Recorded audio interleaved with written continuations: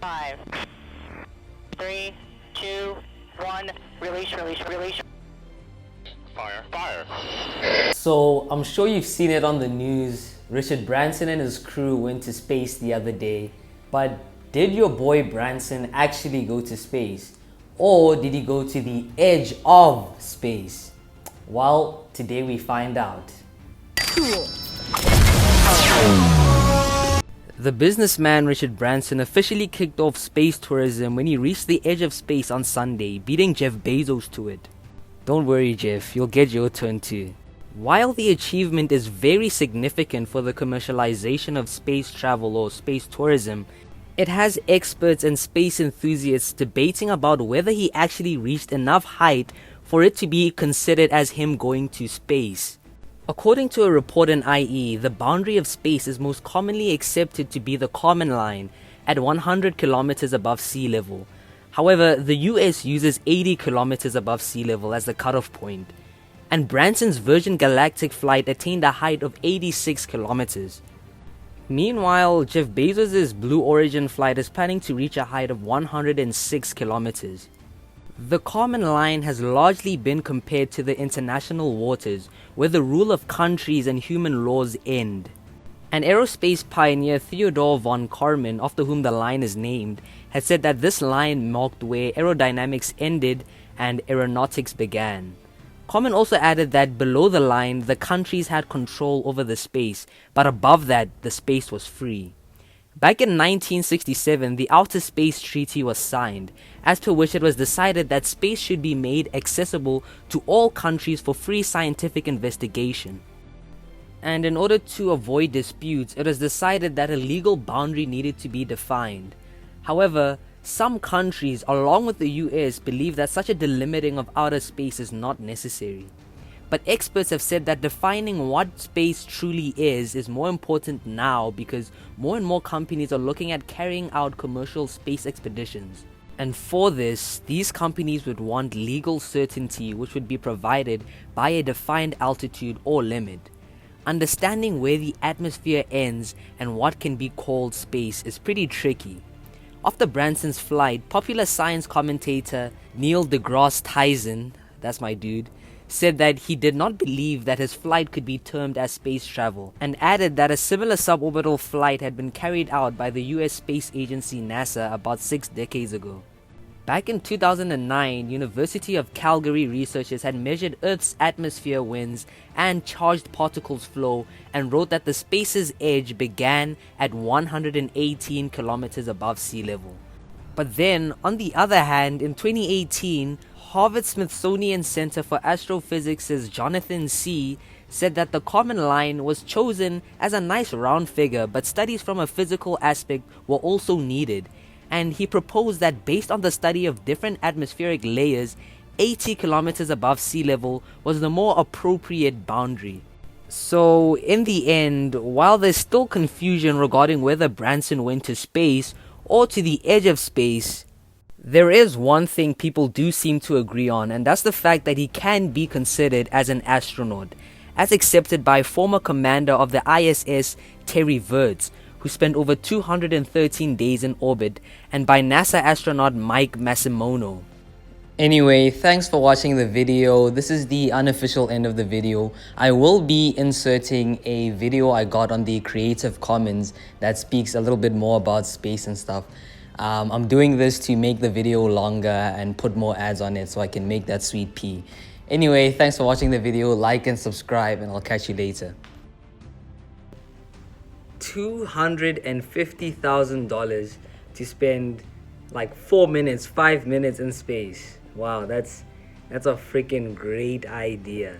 You know, charity, this is the way to go.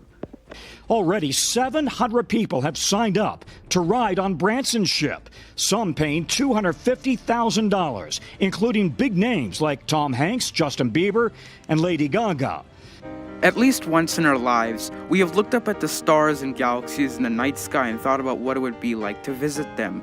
Well, maybe we could make intergalactic and interstellar travel faster and, more excitingly, merge the boundary between science and science fiction by doing so. There are quite a few number of solutions to the problem of making space travel faster. Unfortunately, we don't have time to go through all of them, so for this video we'll just pick out the coolest solutions.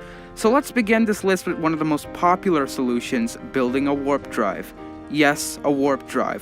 While the warp drive may only exist in science fiction, there is more science to this than you realize. So as we all know, a warp drive is a propulsion system which allows a starship to move faster than the speed of light. We also know Einstein's theory of relativity says it's impossible for any sort of matter to move through space faster than the speed of light, which should make the concept of a warp drive impossible. But it doesn't. Why? Well, just because matter can't travel through space faster than light doesn't mean space itself can't expand and contract faster than light. Put simply, Einstein's theory of relativity doesn't forbid the idea of space itself moving faster than the speed of light, which is what the concept of a warp drive is built upon. If a warp drive did exist in real life, it would work by compressing the space in front of it and expanding the space behind it. The region of warp space surrounding the warp drive is called the warp bubble, which can move independently of the rest of the universe faster than the speed of light. So it's not the ship moving faster than light, it's the space surrounding the ship that is. Now the question is, how does a warp drive even bend the fabric of space-time? The answer is negative energy. To understand what negative energy is, let's ask the question, can space contain less than nothing? The answer is yes. The energy density of space can be less than zero. And when it is, we call that less than zero density negative energy, which is capable of warping space-time, making it useful for making a warp drive. But warp drives aren't the only solution to faster space travel. Let's take a look at our second option, wormholes.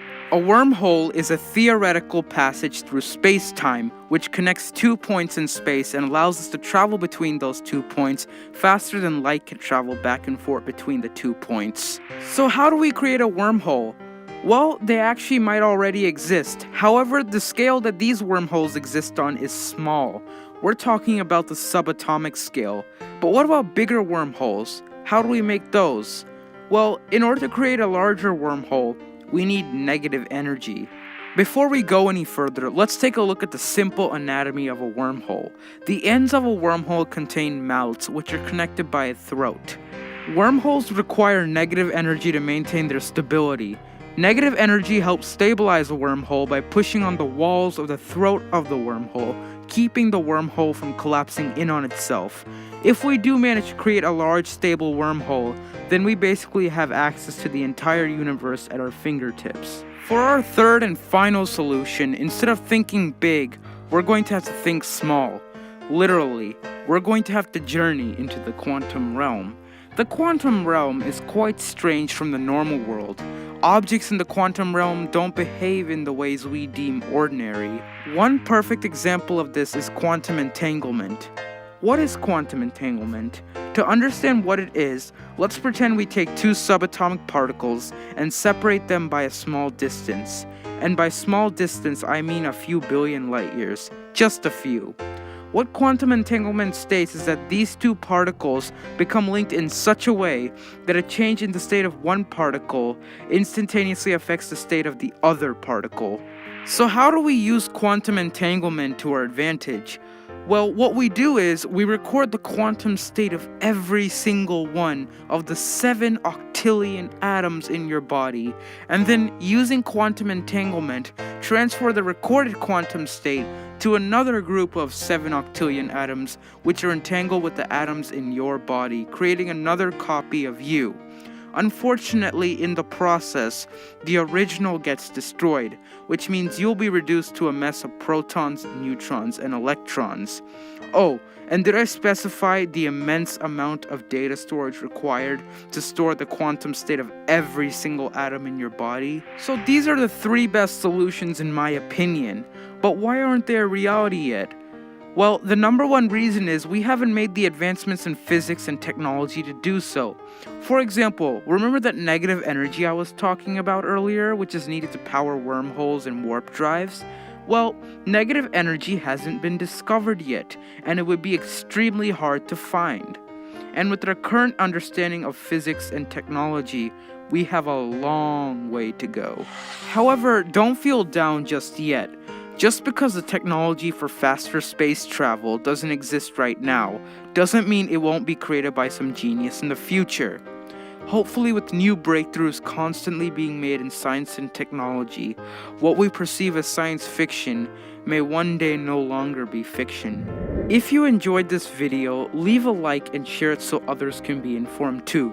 Oh, and don't forget to subscribe for more interesting science videos every month.